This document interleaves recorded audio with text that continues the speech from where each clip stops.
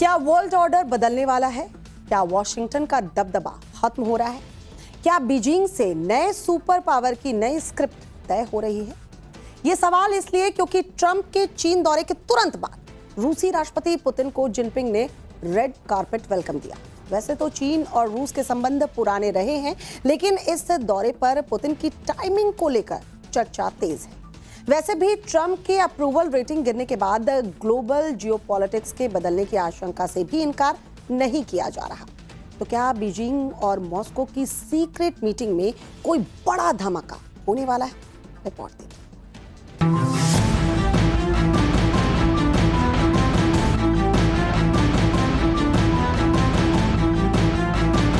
It was a great success. It was fantastic.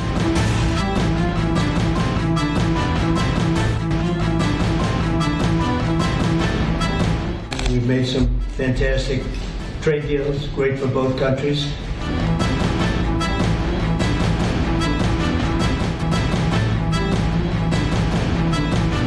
क्या America की बादशाहत खत्म हो रही है? क्या दुनिया की महाशक्ति अब ढलान पर है? ग्लोबल जियोपॉलिटिक्स को समझने वालों के मन में ये सवाल इसलिए उठ रहे हैं क्योंकि जो तस्वीरें चीन से पिछले हफ्ते भर के भीतर सामने आई, उसने सोचने पर मजबूर कर दिया। एक तरफ अमेरिकी राष्ट्रपति ट्रंप जब चीन के दौरे पर थे तब की ये तस्वीर देखिए, जबकि दूसरी तस्वीर कल चीन दौरे पर पहुंचे रूसी राष्ट्रपति पुतिन की है, जो चीन के 25वें दौरे पर गए थे। फर्क साफ दिख रहा है।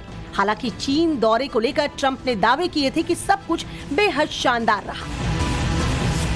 Made some fantastic trade deals, great for both countries. He's a man I respect greatly. Become really a friend. We've known each other now 11 years, almost 12 years. That's a long time. And we've settled a lot of different problems that other people wouldn't have been able to settle. And the relationship is a very strong one. We've really done some wonderful things, I believe. We did discuss Iran. We feel very similar to Iran. We want that to end. We don't want them to have a nuclear weapon. We want the straits open. एक तरफ जहां middle east में tension का माहौल बना है, पूरी दुनिया एनर्जी सेक्टर के क्राइसिस से गुजर रही है। वैश्विक स्तर पर तेल और गैस का संकट है। स्ट्रेट ऑफ हॉर्मुज को लेकर टेंशन नेक्स्ट लेवल पर है। अमेरिका हर हाल में उस पर अपना प्रभुत्व चाहता है। ऐसे समय में ट्रंप का चीन दौरा करना किसी बड़ी स्ट्रैटेजी का हिस्सा माना जा रहा था। ज्वाइंट स्टेटमेंट के दौरान ट्रंप ने भी इस बात को स्वीकारा कि ईरान युद्ध और हॉर्मुज पर चीनी राष्ट्रपति जिनपिंग से बात हुई। साथ साथ इस दौरान ईरान के परमाणु प्रोग्राम का जिक्र भी हुआ। लेकिन सवाल है, क्या ट्रंप को जिनपिंग का साथ मिला या नहीं? क्या कोई प्रॉमिस चीन की तरफ से किया गया? It was a great success. It was fantastic. We made great deals. We did great trade deals. We have great relationships, and a lot of things have happened that you'll be hearing about them. But that was a tremendous success. I think it really was a historic moment. Trump Beijing से Washington वापस लौट गए हैं। क्या deal हुई? क्या करार हुआ? किस पर सहमति, किस पर असहमति हुई? ऑफिशियल कुछ भी सामने नहीं आया है। दूसरी तरफ दुनिया जानती है कि हाल के सालों में चीन और अमेरिका के रिश्ते कुछ खास नहीं रहे हैं। ऐसे में ट्रंप के बीजिंग से रवानगी के ठीक बाद रूसी राष्ट्रपति पुतिन का चीन पहुंचने के पीछे की कूटनीति को लेकर खूब चर्चाएं हो रही हैं। मंगलवार की रात को पुतिन बीजिंग पहुंच रहे हैं। पुतिन का ये 2 दिवसीय राजकीय दौरा उस नाजुक वक्त पर हो रहा है जब मिडिल ईस्ट में अमेरिका और ईरान भिड़े हुए हैं। यूरोप में खुद रूस और यूक्रेन के बीच में पिछले 4 सालों से जंग चल रही है। तो सवाल है कि क्या बंद कमरे में शी जिनपिंग और डोनाल्ड ट्रंप के बीच पकी खिचड़ी का पूरा कच्चा चिट्ठा लेने के लिए और अमेरिका की घेराबंदी करने के लिए पुतिन खुद बीजिंग पहुंच रहे हैं।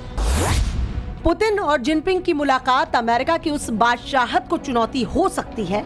तो इस वक्त वैश्विक ऊर्जा संकट के दलदल में फंसी है बतौर चीनी विदेश मंत्रालय। जिनपिंग के सत्ता संभालने के बाद दोनों नेताओं के बीच दर्जनों मुलाकात हो चुकी है। पुतिन का 25वां चीन दौरा है और दोनों एक दूसरे के पक्के दोस्त कहे जाते हैं। लेकिन ग्लोबल पॉलिटिक्स में चर्चा इस मुलाकात की टाइमिंग को लेकर हो रही है। वो इसलिए क्योंकि अगर शिष्टाचार मुलाकात होती तो ट्रंप के जाने के तुरंत बाद ये दौरा क्यों? इसका मतलब कहीं ना कहीं इस बात की आशंका तेज है कि रूस और चीन मिलकर अमेरिका को लेकर किसी बड़ी स्ट्रैटेजी को तैयार तो नहीं कर रहे। मिडिल ईस्ट की जंग में देश को धकेलने के बाद जहां एक तरफ ट्रंप की ग्लोबल रेटिंग गिरती जा रही है, वहीं दूसरी तरफ देश में उनकी विश्वसनीयता पर सवाल उठने लगे हैं। ट्रंप की मौजूदा अप्रूवल रेटिंग निचले स्तर 34% पर आ गई है, जो ऑल टाइम लो है, जबकि जनवरी 2025 में जब वो अमेरिका के राष्ट्रपति बने थे तब ये 47% था। यानी कह सकते हैं कि ट्रंप अपने बुरे दौर से गुजर रहे हैं। इसलिए पुतिन और जिनपिंग की मुलाकात को लेकर नए वर्ल्ड ऑर्डर की चर्चा भी तेज हो गई है। अमेरिका और चीन के बीच कोई बड़ी डील की खबर सामने नहीं आई, लेकिन पुतिन और जिनपिंग के बीच में ट्रेड, एनर्जी और डिफेंस डील की खबरें सामने आ रही हैं। तो खबर यह भी है कि अमेरिका जहां मिडिल ईस्ट में ईरान के साथ फंसा हुआ है, तो इसका फायदा उठा के रूस और चीन दुनिया में अपना नया वर्ल्ड ऑर्डर स्थापित कर रहे हैं। तो हो सकता है कि पुतिन के इस चीन दौर के बाद ये चर्चा जोर पकड़ ले कि दुनिया का नया बॉस कौन होगा। ट्रंप की गिरते ग्राफ का एक ट्रेलर चीन में तो दिख गया, जहां ट्रंप से ऊंची कुर्सी पुतिन को दी गई। बेशक कहने के लिए ये कहावत मात्र है, लेकिन इसका असर दिखना शुरू हो गया है। उधर अमेरिका लौटने के बाद ट्रंप से सवाल पूछे जा रहे हैं कि चीन दौरे पर उन्हें क्या हासिल हुआ। क्या मिडिल ईस्ट की टेंशन पर चीन ने कोई कमिटमेंट दिया? क्या कोई बड़ी ट्रेड डील हुई?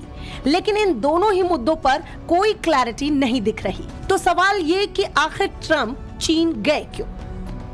अब इसको लेकर पाकिस्तान में भी चर्चा जोर पकड़ रही है। ट्रंप चीन में 3 दिन के दौरे पर होते हुए भी कोई ठोस डील नहीं कर पाए, जबकि दूसरी तरफ उनकी तुलना भारत के प्रधानमंत्री मोदी से की जा रही है, जो महज कुछ घंटे के दौरे पर यूएई गए और बाजी मार ली। मोदी मैजिक का फैन तो पूरी दुनिया है, फिर भला पाकिस्तान कैसे अछूता रह सकता है? भले शहबाज मुनीर इस बात को नकारते आए हैं, लेकिन पाकिस्तानी आवाम तो बार बार इस बात को मानती रही है। चीन दौरे के बाद भले अमेरिका के फायदे में कुछ हुआ हो या ना हुआ हो, लेकिन पाकिस्तान के लिए बुरी खबर सामने आई है। जो पाकिस्तान खुद को अमेरिका का खास मानकर घूमता फिर रहा था, अब उसे लेकर ट्रंप ने अपनी टोन चेंज कर ली है।